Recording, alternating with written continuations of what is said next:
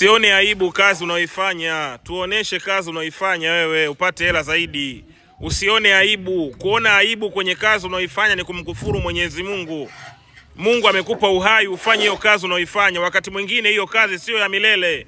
Tuoneshe leo kazi yako unaoifanya. Ukiwa kazini piga picha. Unaweza ukapata kazi zaidi au ukakosa kazi zaidi kwa sababu ya kuendelea kujificha. Usijifiche kama unafanya kazi yako, ioneshe kazi yako. Huo mtandao wa kijamii una uwezo wa kukufanikisha wewe na kukufanya ukapiga hatua kimaisha kama utakuwa sio zumbukuku au zembwela au zembwekwekwe.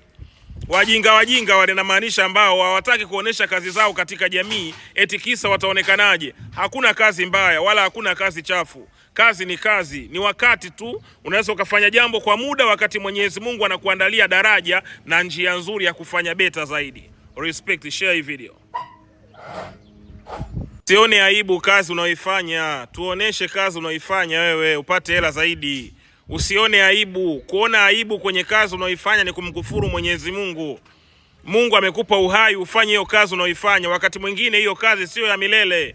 Tuoneshe leo kazi yako unaoifanya. Ukiwa kazini piga picha. Unaweza ukapata kazi zaidi au ukakosa kazi zaidi.